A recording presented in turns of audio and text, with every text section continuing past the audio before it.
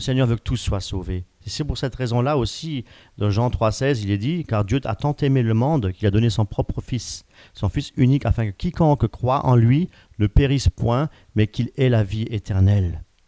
Dieu veut que vous ayez ce soir la vie éternelle, ou cet après-midi, ou ce matin, tout dépend de l'heure dans laquelle vous regardez cette vidéo. Eh bien, celui qui refuse la main du Seigneur, eh bien, il se condamne lui-même. Il refuse le salut offert par Jésus-Christ. Posez-vous la question, si je refuse, pourquoi je refuse? Qu'est-ce qui me pousse à refuser la main de Jésus-Christ? Il me tend la main et je ne veux pas. Vous savez ce que c'est? C'est le péché. Parce que vous aimez encore votre péché. Alors, vous ne voulez peut-être pas abandonner le péché parce que suivre le Seigneur, ça veut dire abandonner le péché. Mais le Seigneur vous donne le choix ce soir, ce matin, cet après-midi, pour vous dire, écoute, je te tends ma main. Alors, qu'est-ce que nous dit la parole de Dieu?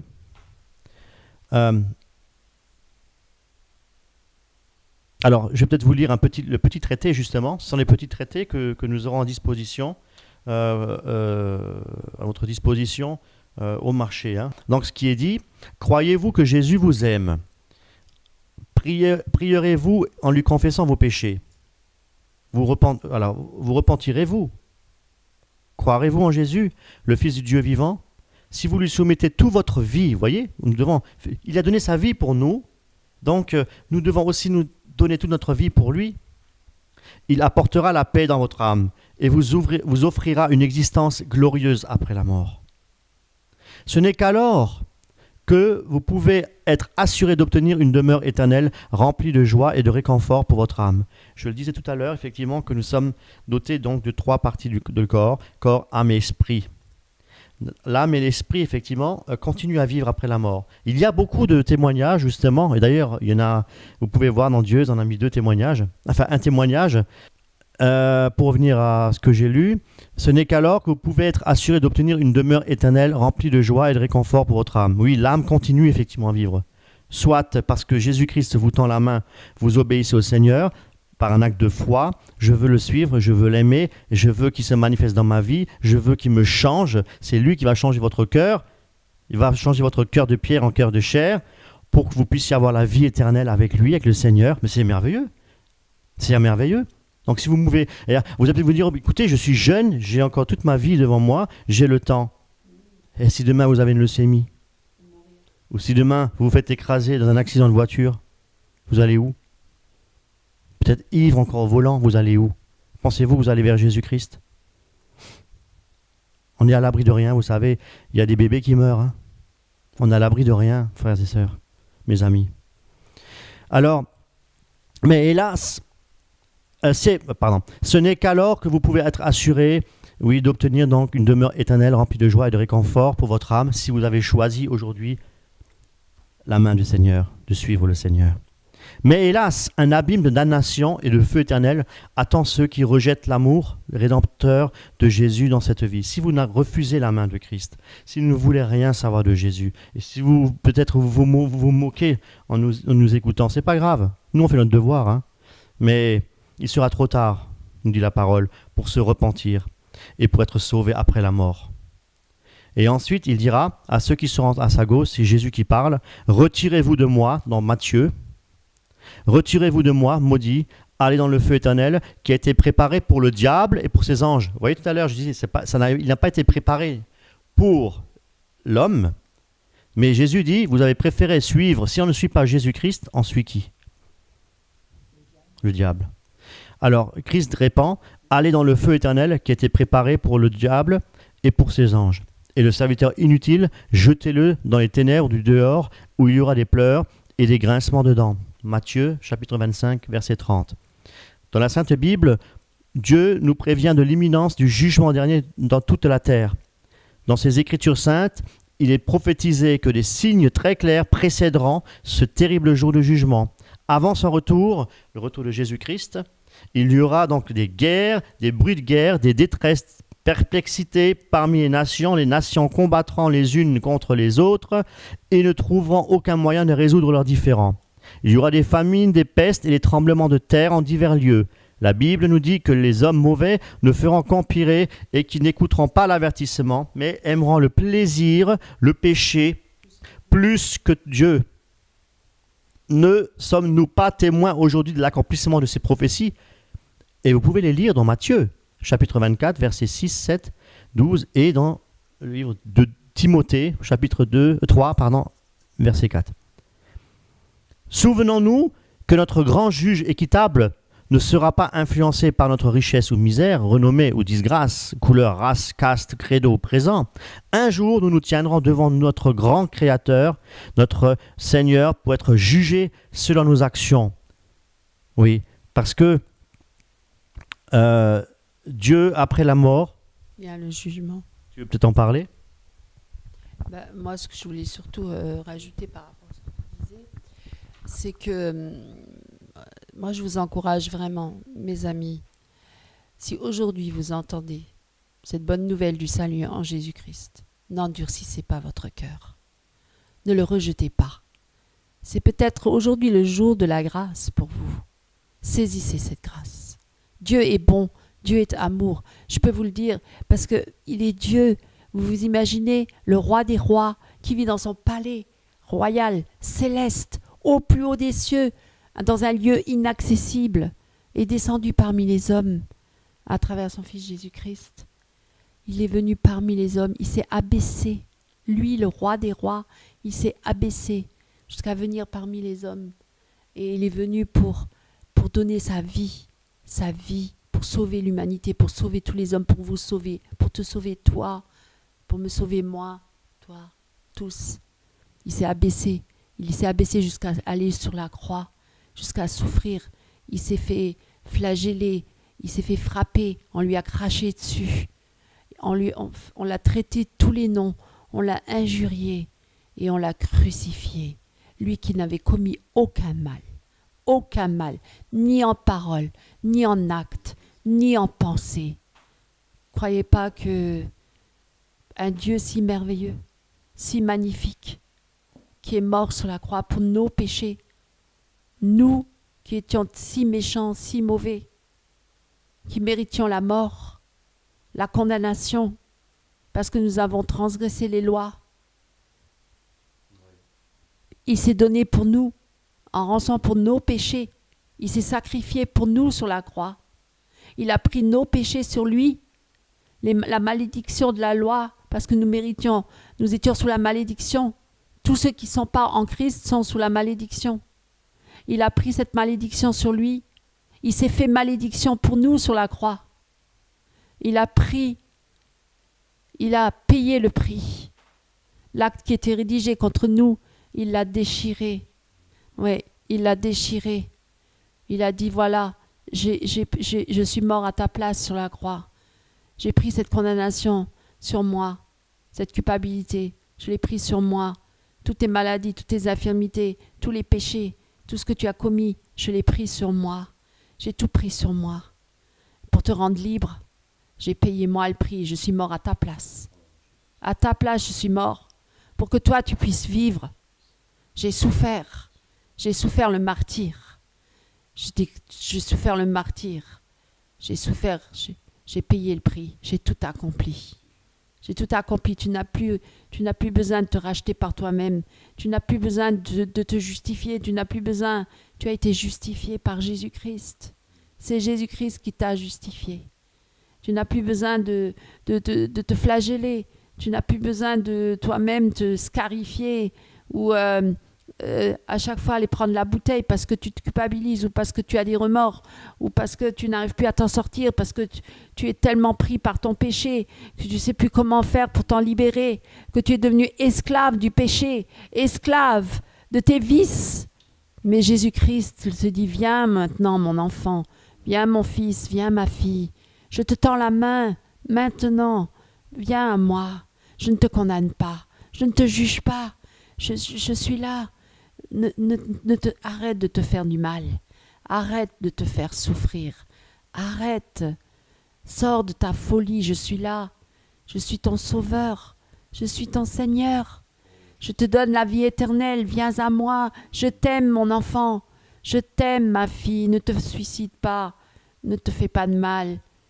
Ne désespère pas. Je suis là. Je vais te libérer de ton désespoir, de tes angoisses, de tes peurs, de tes craintes. Je vais te libérer de tout. Ma fille, mon enfant, viens à moi. Viens à moi. Ne te tourne pas vers la drogue. Ne te tourne pas vers l'alcool, le sexe. Ne cherche pas à trouver la paix dans d'autres moyens que par moi. Je suis le seul qui peut te donner cette paix que tu recherches tant, quand tu avales tous ces cachets, parce que tu ne peux plus dormir, parce que tu es tellement tourmenté, parce que tes péchés, parce que ta vie est gâchée, parce que tu réalises que ta vie est un gâchis total, tu as tout raté. Tu as plusieurs divorces derrière toi, tu as perdu tes enfants, tu n'as même plus de femme aujourd'hui, ni de mari peut-être, ou tu te retrouves avec je ne sais qui encore. Et aujourd'hui, je dis, viens à moi, je te pardonne aujourd'hui si tu viens à moi, que tu te repens de tout ça. La prostituée, elle était venue, elle avait ô combien commis des péchés, des abominations. Elle méritait la mort, la condamnation. La loi l'a condamnée. Les pharisiens, les prêtres l'a condamnée. Mais elle est venue à moi, et je lui ai pardonné. Elle a pleuré à mes pieds.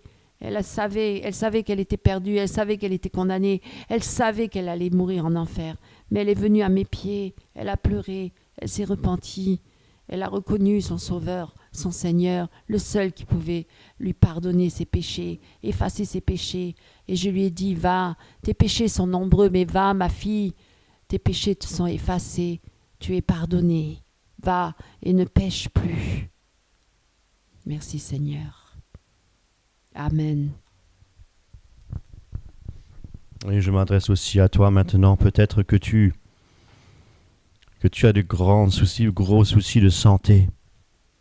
Tu as le cancer et tu as peur.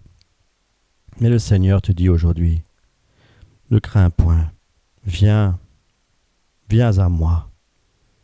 Fais-moi confiance. Donne-moi ta vie. Je veux te conduire. Je veux te guérir. Tu as de gros soucis d'alcool. Tu aimerais peut-être arrêter de boire. Et à chaque fois, tu essayes, tu n'y arrives pas. Tu as peut-être même déjà fait des cures de désintoxication, des cures pour l'alcool. Et tu fais du mal autour de toi. Tu es violent. Tu souffres. Tu aimerais tellement être délivré. Sache que Jésus-Christ est là pour te secourir. Crie à lui. Crie à Jésus-Christ. Il est vivant. Il va te sortir de là. Il va te sortir de là. Crois-le. Jésus-Christ est venu pour sauver les perdus et pour guérir les malades. Je voulais lire ce passage qui parle justement de Jésus-Christ et la crucifixion. Et c'est dans Ésaïe 52. Pour ceux qui ont une Bible, prenez avec moi. Prenez votre Bible, parce que c'est la parole de Dieu, c'est très important, c'est Dieu qui nous parle, c'est Dieu qui se révèle. Toute la Bible parle de Jésus-Christ, mes amis. Et c'est le verset 13. Alors, voici, mon serviteur agira en toute sagesse. Il sera haut placé, très élevé, grandement exalté. Beaucoup ont été horrifiés, tellement son visage était défiguré, et tant son apparence n'avait plus rien d'humain. Car il accomplira le rite de l'aspersion pour des peuples nombreux. Les rois à son sujet resteront bouche close, car ils verront eux-mêmes ce qui ne leur avait pas été raconté.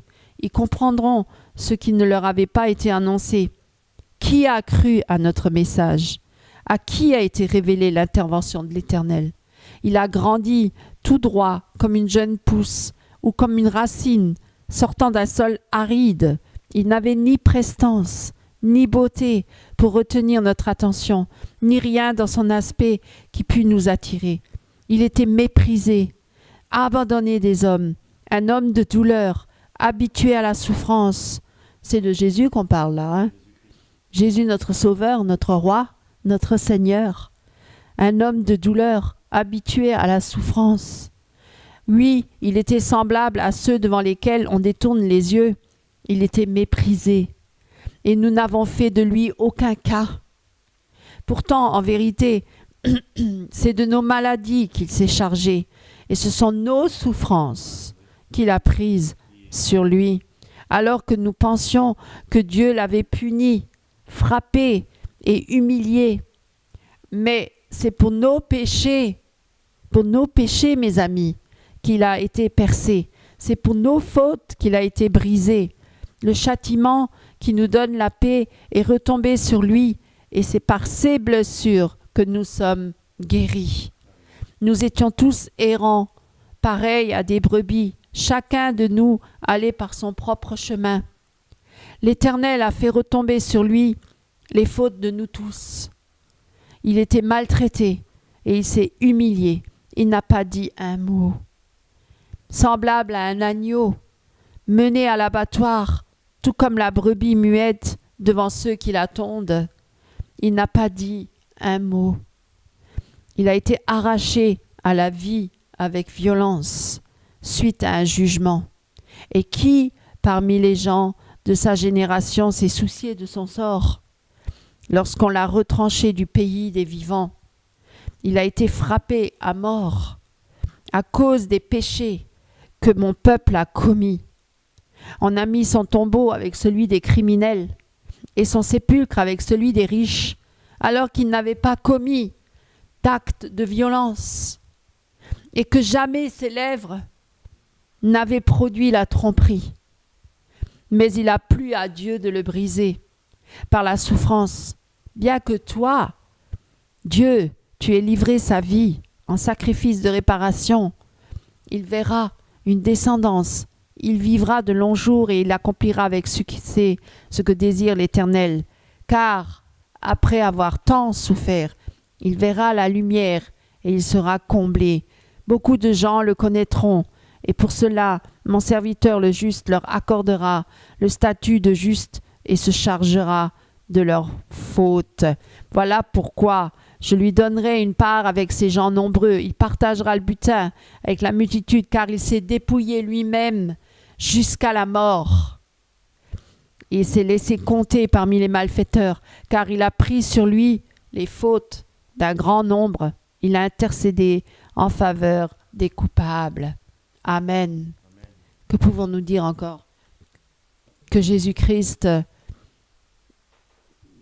Jésus est Dieu et il est bon, par amour, il s'est donné pour nous, par amour, mes amis, par amour. N'oubliez jamais ça. Merci Karine pour cette lecture. Et Jésus-Christ est vivant. Mes amis, Jésus-Christ est vivant. Il est réellement vivant. Son esprit est là. L'esprit de Dieu est là pour aujourd'hui, pour vous convaincre de justice, de jugement et de péché. Et le Seigneur veut vous toucher parce qu'il vous aime. Le Seigneur, il veut vous combler de joie, de bonheur. Le Seigneur veut vous sauver pour que vous ayez la vie éternelle. Le Seigneur, il est triste. Il est triste lorsque vous péchez. Le Seigneur est triste lorsque vous buvez ou lorsque vous vous droguez. Le Seigneur ne supporte pas le péché. Il haït le péché. Parce que en Christ, il n'y a que la lumière. Et la lumière et les ténèbres ne peuvent pas cohabiter ensemble. Dieu est lumière, Dieu est amour, Dieu est bon. Tournez-vous vers Christ, il vous tend la main. Ne refusez pas. Tu veux peut-être faire une prière pour les personnes qui répètent après toi. Tu veux faire une prière de Enfin, moi, ce que je voulais surtout dire, que c'est sûr qu'on entend tellement de choses sur Internet, hein, puisque là, je vais quand même... oui, une petite parenthèse, parce qu'il y a tant de gens et de gens qui prêchent Jésus. On ne sait plus à quel saint vouer, presque, j'allais dire. Et chacun insiste et voilà, agresse le public parfois.